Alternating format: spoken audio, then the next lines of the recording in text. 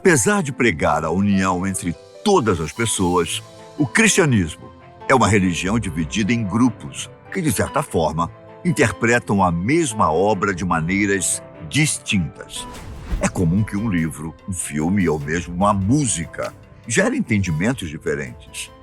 Mas não é um pouco estranho imaginar que isso possa acontecer com as Escrituras Sagradas? A palavra de Deus não é uma só?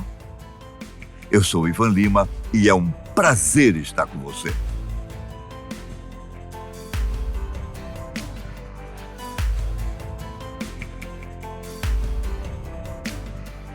A escrita foi desenvolvida não apenas para melhorar a comunicação humana, mas também para deixar registrada a nossa história. Foi uma das maiores invenções da humanidade. Só que ainda assim, seu desenvolvimento causou certos problemas. De um lado, determinados conteúdos não são escritos de forma compreensível. E de outro, o leitor tem interpretações incoerentes ou distorce a imagem original. Por exemplo, uma simples frase pode ter 2 ou mais significados totalmente distintos. João encontrou o dono da loja com o seu irmão. Deixe-me repetir. João encontrou o dono da loja com o seu irmão. Como você interpreta essa frase? João estava com seu irmão em uma loja e encontrou o proprietário. Ou João entrou em uma loja e viu 2 homens. Um era o dono e o outro seu irmão. Bom, vai ver. O João entrou em uma loja e viu 2 irmãos. E um deles era o dono da loja. É um pouco confuso, não é? Mas, como deu para notar, uma simples frase pode mudar todo o contexto de um acontecimento. Agora, imagine que tenha sido escrito um grande livro com narrativas de eventos históricos milenares. Muitos personagens e tramas complexas. Por meio das histórias dessa obra, as pessoas construíram igrejas, tornaram-se fiéis, definiram normas de convivência, instruções comportamentais e, talvez o mais importante, deram sentido para a sua existência. A diferença desse livro para os outros é que ele é visto como sagrado, inspirado pela própria vontade de Deus. A Sociedade Bíblica do Brasil estima que a Bíblia tenha sido traduzida para quase 3.000 idiomas. Ao longo dos séculos, pessoas diferentes ficaram responsáveis por esse trabalho. E, por vezes, expressões ou palavras advindas do idioma original não eram fáceis de se compreender. O suposto conteúdo isento de erros torna as Escrituras Sagradas alvo de muitas perguntas. É fato que a obra foi escrita por humanos. Sendo assim, seria ela a palavra de Deus em sua totalidade? Ou a interpretação dessas palavras por parte dos homens, né? A Bíblia é considerada uma biblioteca divino-humana. Em geral, se considera que o autor da Sagrada Escritura é o próprio Deus, por isso se pensa sobre a questão da inspiração divina. No entanto, Deus não escreveu os textos como tais, diretamente, e por isso é também autoria humana. A Escritura, ou as Sagradas Escrituras, como são chamadas, elas são resultado do trabalho de muitas pessoas e que cobre um período histórico bastante extenso. As tradições orais remontam a personagens possivelmente do século XVIII, talvez até XIX, antes de Cristo, e com as últimas páginas da Bíblia remontando ao período da Era Cristã, um século ao menos depois da Era Cristã. Esses diversos autores que viveram em períodos diferentes escreveram certamente a partir da própria cultura, a partir da própria experiência, a partir do próprio cabedal também de conhecimentos, de construção poética, de historiografia, de relatos históricos, de poemas, de cânticos, de súplicas, de louvor, cada um com os recursos próprios da própria fala, da própria língua, a partir da própria experiência pessoal e comunitária. Não dá para afirmar que quem foram os autores da Bíblia. Escolas modernas, tanto teológicas como não conseguem entrar num consenso. Não existe registro, de fato, de quem seriam os autores da Bíblia. A respeito do Pentateuco, que são os 5 primeiros livros da Bíblia cristã, e também compõem a Torá judaica, eles são atribuídos, de fato, a Moisés. Mas, no entanto, se sabe que pode ter sido qualquer um, mas não Moisés. Ou, pelo menos, não completamente Moisés, porque durante esses livros é citado o desligamento de Moisés. Ele não chega à Terra Prometida e passa o cajado para Josué. A Bíblia, ela é um livro humano. Ela foi escrita por homens como eu e você, que eram membros e parte de uma sociedade que tinha uma cultura, que tinha ali a sua língua, que tinha a sua visão de mundo, e tudo isso apareceu-se na produção da Bíblia. Então esse é o lado humano que a Bíblia tem. Mas, por outro lado, nós temos que ver que a Bíblia também tem o seu lado divino. Ela, como diz lá em 2 Timóteo 3,16, diz que toda a escritura é inspirada por Deus e é útil para o ensino, para a compreensão, para a correção, para a instrução na justiça e para que o homem de Deus seja hábito e plenamente preparado para toda boa obra. Assim como o reverendo Hernandes Lopes diz, ele diz o seguinte, que a Bíblia é o livro dos livros, a Bíblia é inspirada por Deus, escrita pelos homens, concebida no céu, nascida na terra, odiada pelo inferno, pregado pela igreja, perseguida pelo mundo e crida pelos fiéis. Entre 5 e 7 bilhões de cópias, esse é o número que a Sociedade Bíblica Britânica e Estrangeira encontrou em 2021 a respeito da provável quantidade de impressões que a Bíblia já teve no decorrer da história. Embora não seja possível determinar um número exato, é certo que estamos falando do livro mais vendido de todos os tempos. Esse título só foi possível graças à criação e popularização da tecnologia de impressão em meados do século XV. Antes disso, a Bíblia era muito conhecida pelos cristãos, mas ter uma versão completa dela era algo extremamente raro, já que não era fácil, muito menos barato, produzir cópias à mão de um livro tão extenso. A Sociedade Britânica também calculou que, de 1815 a 1975, quase 2 bilhões e meio de cópias da Bíblia foram impressas. Em 46 anos, o número de impressões mais do que dobrou e a estimativa é que aproximadamente 80 milhões de cópias da obra sejam impressas por ano. Foram séculos recebendo diferentes traduções, com várias pessoas escrevendo e interpretando o mesmo conteúdo. O problema é que as estruturas linguísticas variam de cultura para cultura. Com isso, uma palavra ou frase pode adquirir sentidos diferentes. Há quem diga que as traduções para várias línguas podem ter causado erros de interpretação. E, como consequência, as ideias de certos trechos foram repassadas aos fiéis de forma errada. Então, as traduções da Bíblia criaram desencontros de informação? Em geral, as Bíblias hoje existem nas línguas vernáculas de cada país, cada nação, que tem uma língua própria, oficial. Os falantes daquela língua têm o seu texto traduzido na sua língua. No entanto, como você bem mencionou, a Bíblia foi escrita em línguas diferentes. Com os textos que são considerados como da Primeira Aliança, alguns chamam de Primeiro Testamento ou Antigo Testamento, as línguas originais desses textos aqui são o hebraico em grande parte, alguns textos em aramaico, que compõem a chamada Tanakh, que é a Bíblia judaica, do cânon judaico-palestinense.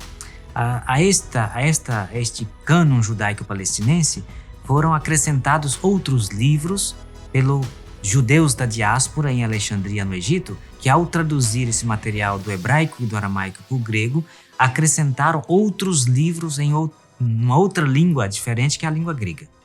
Ao passo que a Bíblia tem uma outra parte conhecida como Novo Testamento, que foi diretamente toda ela escrita essa parte aqui, toda ela é escrita em grego. Então estas são as línguas chamadas bíblicas, hebraico, aramaico e grego. Certamente que o processo de tradução desse material é um processo longo, depende de qual língua a gente considera, mas se a gente pensa na língua em português, o processo da história da tradução em português começa no século XVII, mais ou menos, com a primeira tradução em português de um português, João Ferreira de Almeida, e depois com outras bíblias que foram sendo traduzidas, até hoje a gente ter aí no mercado, digamos assim, uma série de traduções diferentes.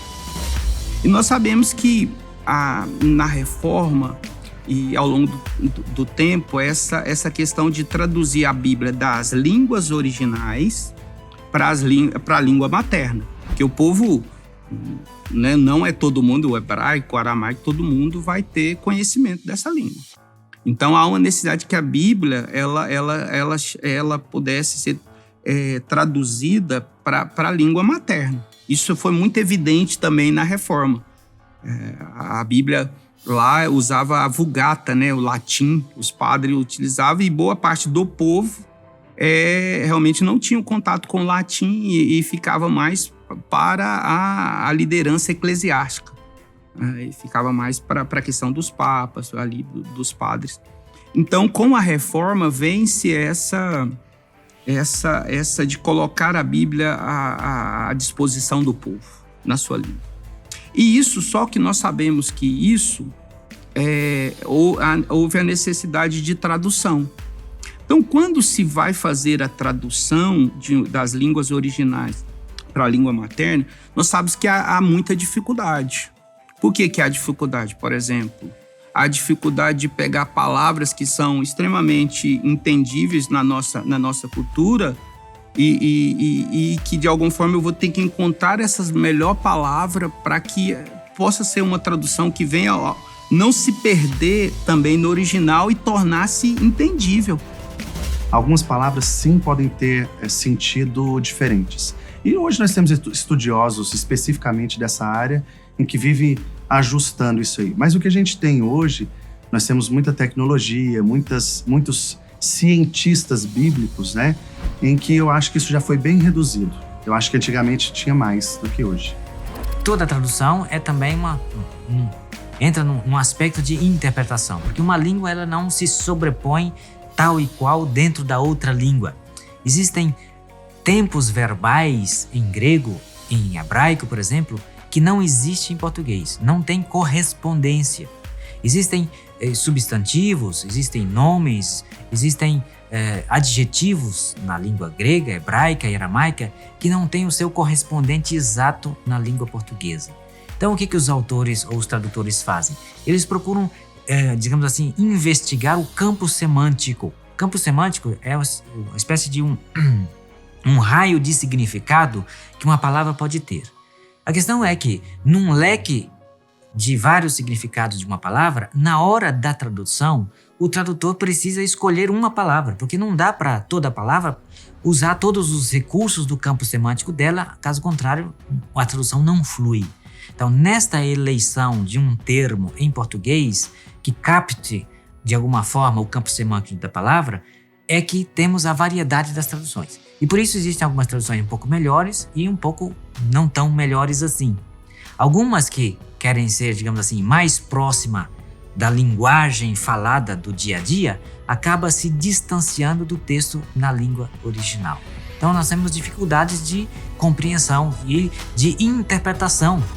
Agora o perigo, porque algumas traduções muitas vezes têm uma tendência teológica, isso é ruim. Esse que é o problema. Talvez o leigo, talvez aquele que nunca tem uma formação disso, ele possa ficar refém a isso. Por isso que é o entendimento. Como é que eu vou fazer o significado, a compreensão daquilo se eu estou usando uma tradução que tem uma tendência teológica? Isso tem que ser levado em conta também. por vezes, as divergências entre instituições religiosas se baseiam em termos precisos, que para uma instituição religiosa se traduz de um jeito, para outra se traduz de outro jeito. Isso é possível? É possível. Alguma delas está errado? Sim e não. Porque uma insiste num aspecto semântico, outra insiste no outro aspecto semântico. Às vezes uma insiste no tempo verbal, outra insiste no aspecto verbal. E aí nós temos as diferenças. E essas diferenças, por vezes, nas traduções, são basilares para construções de dogmas dentro das instituições religiosas. Com histórias que contemplam séculos, repletas de ensinamentos, deveres, conselhos e alertas, a Bíblia passou sua existência assistindo o mundo ao redor se modernizar, enquanto seu conteúdo continuava o mesmo. Dos livros que constituem a obra, é possível encontrar questões científicas e até mesmo relacionadas com a medicina. Porém, trata-se de questões de tempos longínquos, em que a vida era bem diferente. É por isso que muitos afirmam que a Bíblia está desatualizada, pois, embora continue famosa, possui um conteúdo arcaico para o mundo moderno. Então, a Bíblia ela é milenar, escrita em outras línguas, né, em momentos diferentes, com valores culturais diferentes. Então, a Bíblia, certamente que numa sociedade pós-moderna, sociedade líquida na qual nós vivemos, ela continua tendo o seu valor. Por dois motivos, em dois aspectos diferentes. Para aqueles que creem na Bíblia como palavra de Deus revelada, ela continua tendo o seu valor autoritativo. Quer dizer, ela é a palavra que é a garantia da verdade divina revelada para a vida de fé das pessoas. Então, para aqueles que creem, a Bíblia tem um valor inquestionável e ela digamos assim, a palavra de Deus na sua pureza conservada para que aqueles que creem possam dela se alimentar e participar, então, da vida divina ofertada pela palavra de Deus. Para aqueles que não creem,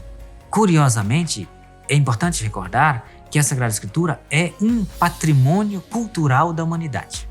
Infelizmente, digo isso, no Brasil não foi descoberto ainda esse valor cultural da Sagrada Escritura.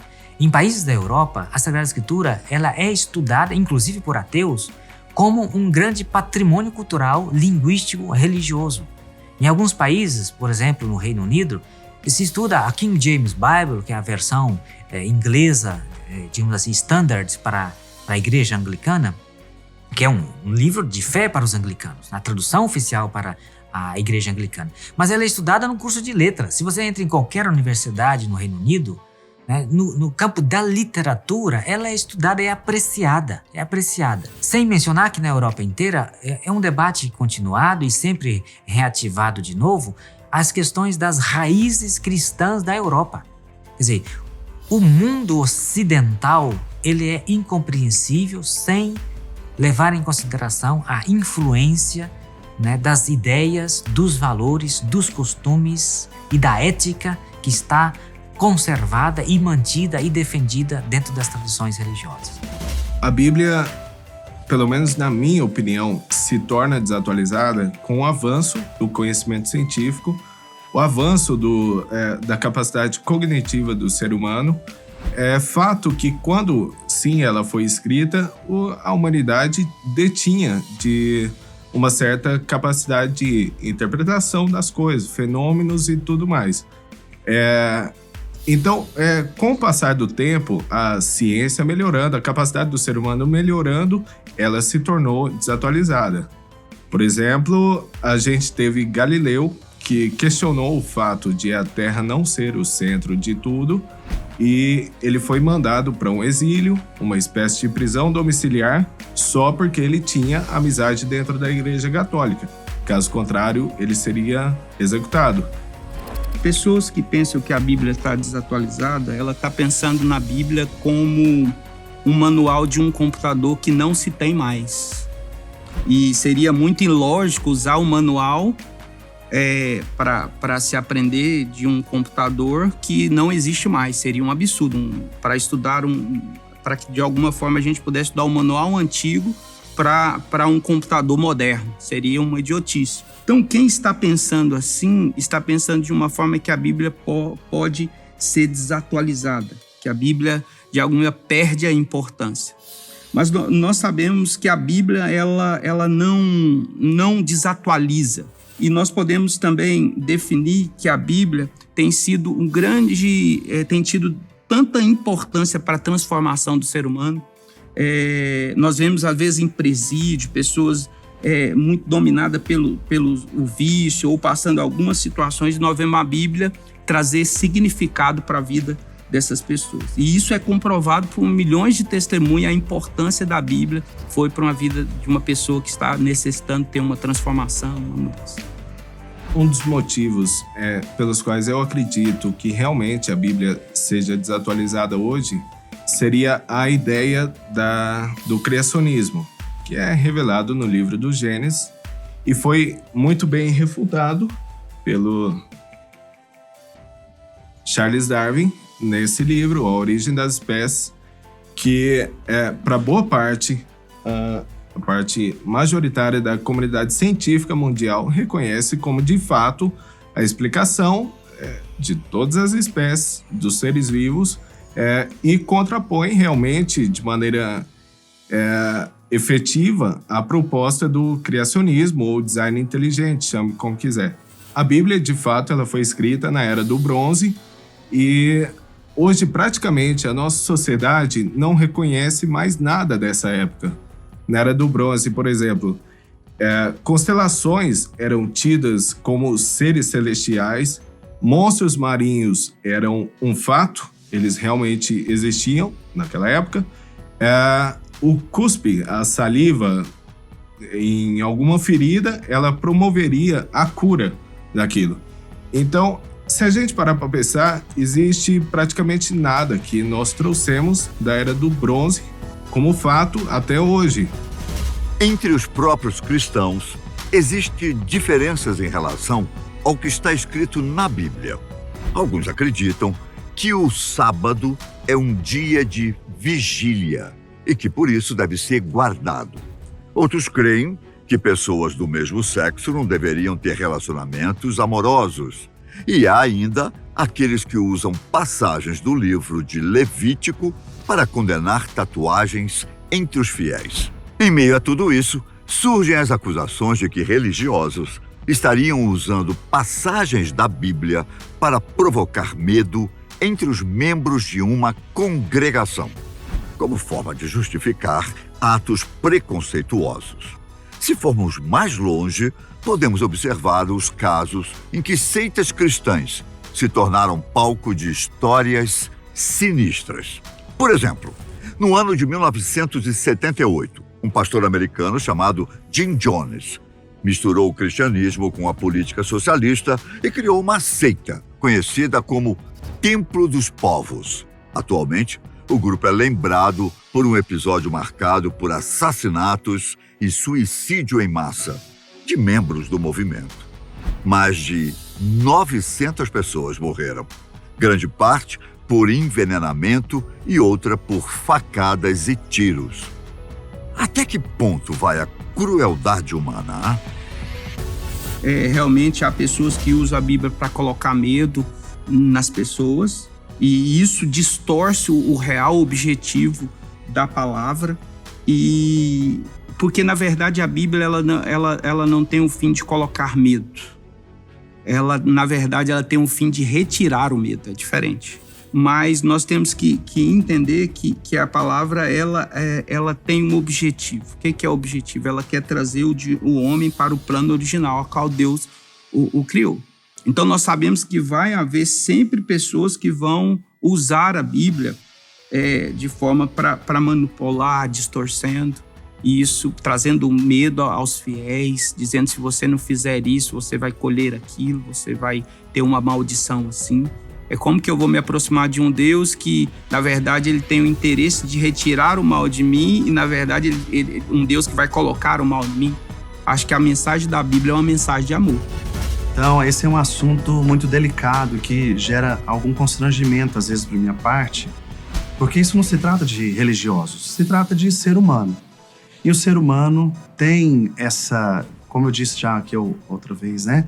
A gente tem essa tendência também, às vezes, a querer manipular para nossa própria conveniência, né? E o que é constrangimento, às vezes, é que quando eu me apresento como professor, né, que é o meu ofício, eu trabalho com isso, eu tenho uma aceitação. Quando eu me apresento como pastor, eu tenho que dar uma justificativa primeiro. Porque num senso comum, dizendo isso, as pessoas tendem a nos colocar nessa vala comum de pessoas que são preconceituosas, de pessoas que são amargas, de pessoas que são dogmáticas, céticas, com um tanto de assuntos. Mas isso não se trata da Bíblia. Isso não se trata de religião. Isso se trata de pessoas. As pessoas são assim. E elas encontram, às vezes, sustentação na religião para isso. Então, essa questão das pessoas deturpar a Bíblia é antiga. Lá em 2 Pedro, o próprio apóstolo Pedro, lá no capítulo 3, verso 16, ele diz, falando disso, como em todas as suas epístolas, ele está falando, ele diz o seguinte: entre as quais há pontos difíceis de entender, que os indoutos e inconstantes distorcem igualmente as Escrituras para a sua própria perdição. Durante boa parte da história, a gente tinha as cartas de Paulo como preceitos de civilidade e boa convivência em grupo. Mas, no entanto, algumas pessoas discutem que seria da primeira tradução para o inglês, outros que seriam material original, que falava a respeito disso. Mas o fato é que nas cartas de Paulo existem menções para a escravidão e que o escravo ele deveria se submeter ao seu senhor, independente do quão cruel ele fosse. Então, seria um aval bíblico para a escravidão. Eu acho que isso é ainda muito mais perigoso do que passagens preconceituosas ou racistas, que inclusive elas permeiam por toda a Bíblia cristã. De todas as dúvidas que giram em torno da Bíblia, provavelmente a maior delas envolve a maneira pela qual a obra é interpretada. Existem fiéis que a interpretam de forma literal, ou seja, tudo aconteceu ou acontecerá da mesma maneira que está escrito. E a vida deve seguir exatamente aqueles passos. Por outro lado, existem fiéis que enxergam a Bíblia como uma grande alegoria, quase como uma obra poética, mas que, ao mesmo tempo, em sua essência, passa a informação e os ensinamentos necessários. Uma terceira via também é possível, com pessoas que interpretam trechos de forma literal, enquanto outros são vistos como alegorias. A questão é que isso resulta numa visão de conveniência, o que, consequentemente, gera mais críticas e desconfiança. Nós temos dois momentos importantes na Bíblia que eu acho que vale a pena ressaltar. O Antigo Testamento, que foi um período importante no povo, né? No povo eleito por Deus, digamos assim, um povo que saiu do Egito como escravo e tinham que aprender ainda muita coisa. Então, muita coisa, nesse primeiro momento, até precisa ser mais comportamental, mais dogmática, né? Mas quando Jesus vem e prega o Evangelho da Graça, prega a palavra da graça, não é alegoricamente, não é metaforicamente. É uma questão muito mais de percepção, de compreensão e de crença. De alguma forma, nós sabemos que ao interpretar um texto, nós temos que saber a forma de linguagem. Entende? Alguns textos vão ser literais, vão ter um entendimento ali literal do que realmente o texto bíblico está expressando. Mas nós vemos que há passagens também que elas são alegóricas e elas devem ser analisadas da forma de uma alegoria. Então a Bíblia tem várias formas de linguagem, tem narração, tem poesia, tem as cartas, nos casos as cartas paulinas, nós temos aí os escritos de leis, nós temos os escritos apocalípticos, e cada forma dessa de linguagem da Bíblia, ela tem que ser entendida a partir do seu gênero, a partir da sua linguagem. Boa parte das doutrinas cristãs não entram realmente em consenso a respeito de histórias que seriam fatos ou simplesmente metáforas, um material fictício, ficcional. Por exemplo, a gente tem escolas teológicas que reconhecem que Jonas foi para dentro da baleia ou do peixe. Tem muita gente que se apega a esse fato, que não seria uma baleia, não seria um mamífero, e sim um peixe, que, na minha opinião, não muda o fato da impossibilidade científica disso ter acontecido. Ele teria ficado 3 dias em um peixe. E, no entanto, algumas outras escolas teológicas reconhecem que, de fato, teria acontecido. Não é a mesma coisa. Para mim, existe a impossibilidade básica, que seria a geográfica, sem falar da biológica também, como fazer um cachorro hibernar durante todo o período de 40 dias, durante a arca. Como que a gente teria enviado um macaquinho, um mico-leão dourado daqui do Brasil para a região para poder entrar no barco? Mais do que isso, existe a falta de sensibilidade de muitas autoridades religiosas em realmente manipular texto para o bem pessoal ou o bem da sua instituição. Por exemplo, um dos textos mais utilizados para o recolhimento do dízimo é o de Malaquias, que na verdade seria uma exortação a respeito de sacerdotes que estavam fazendo mau uso de dízimo e ofertas. E, no entanto, esse texto é usado hoje como um material base para realmente receber importâncias monetárias dentro de instituições religiosas. Na minha opinião, isso é faltar com a verdade, uma desonestidade intelectual, porque muito provavelmente boa parte das autoridades religiosas sabe de fato que esse não foi um texto escrito para essa finalidade. Só que a gente tem que contextualizar. A mensagem ainda é a mesma. Falar de honestidade, de perdão, de amor, isso não é metafórico, isso é literal. O que eu digo que às vezes a gente tem que contextualizar é porque o modo de vida dos hebreus na época do Egito é completamente diferente do nosso modo de vida hoje. Mas o que está por trás da mensagem, o que é a temática fundamental e principal da mensagem, esse é o direcionamento. Agora, falando sobre conveniências, eu não posso dizer que algumas pessoas usam a Bíblia ou a palavra de Deus com conveniência. Claro que usam. Assim como eu posso usar a ciência, assim como eu posso usar uma letra de uma música, assim como eu posso usar uma poesia, né? O ser humano tem uma possibilidade de argumentação e persuasão enorme. Então eu posso usar a figura de Deus e a figura de Satanás para persuadir as pessoas? Claro que posso. Isso aconteceu em quantas civilizações desse mundo? A maioria das coisas ruins que aconteceram na sociedade ao longo dos anos, né, da humanidade ao longo dos anos, foram travestidas de coisa boa. Será que existe uma forma totalmente correta de interpretar a Bíblia e a sua mensagem? Ou talvez, não importe quem esteja lendo, ninguém será capaz de entender um livro tão complexo. Um curso de teologia bíblica, por exemplo, dura em média 4 anos, já que não basta compreender apenas o que está escrito nas Escrituras Sagradas. Para entender por que determinado trecho foi escrito de tal forma, deve-se levar em consideração os contextos históricos, econômicos, políticos e geográficos da época. Mesmo depois desse curso, ainda há muita coisa pela frente. É como dizem, a educação nunca acaba. A interpretação da Bíblia não é uma tarefa fácil. Não é uma tarefa fácil. Porque, por exemplo, você não tem contato com o autor. Você não pode fazer perguntas para o autor. Por exemplo, se talvez hoje, no momento, alguém tivesse um compromisso comigo e ele me mandasse uma mensagem e eu não tivesse entendido, o que eu faço? Eu pego o telefone e ligo para aquela pessoa. Não é verdade? Aí eu resolveria o problema do não entendimento. Só que com a Bíblia eu não tenho essa possibilidade. Eu não tenho os autores, eu não tenho ali para mim, não, o que você realmente quis dizer. E por isso existem peritos de interpretação que possam, então, né, lidar com estas questões, e por vezes espinhosas, né, e resolver estas mais ou menos diferenças de traduções de uma para outra.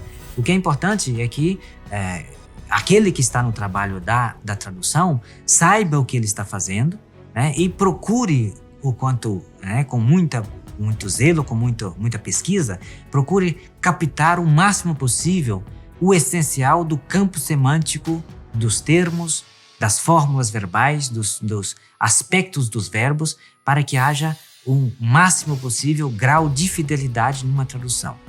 Nas inúmeras traduções que a gente tem em português, repito, as que são melhores traduzidas, do ponto de vista da aproximação ao texto original, por vezes são as mais difíceis de ler e são aquelas que têm menos acesso popular, porque usam um linguagem um pouco mais rebuscado e um pouco difícil de compreender e com um vocabulário que não é do cotidiano normalmente das pessoas. Não creio que há uma expressão única, mas um único caminho tem. Eu espero que dentro de alguns anos a gente consiga convergir as nossas linguagens e consiga sentar numa mesma mesa e falar da mesma coisa por perspectivas diferentes. Deus é o Criador de todas as coisas e durante toda a nossa jornada existencial a gente está buscando Ele. Talvez com outros nomes, com outras formas, com outras interpretações, mas é nisso que eu creio. Independentemente se você acredita ou não que a Bíblia é a palavra de Deus em sua totalidade, é inegável que essa grande obra é uma das maiores da humanidade. Ao mesmo tempo em que provoca desentendimentos, a Bíblia influencia pessoas e gera harmonia às gerações. De uma coisa podemos ter certeza: sua existência jamais passará despercebida. No próximo episódio da série Além da Bíblia, falaremos sobre um dos assuntos mais polêmicos do cristianismo: o fim dos tempos. Como as Escrituras descrevem o apocalipse bíblico? Será que esse evento divisor de águas já começou? O que a física pensa sobre tudo isso? As respostas você confere aqui na Fatos Desconhecidos.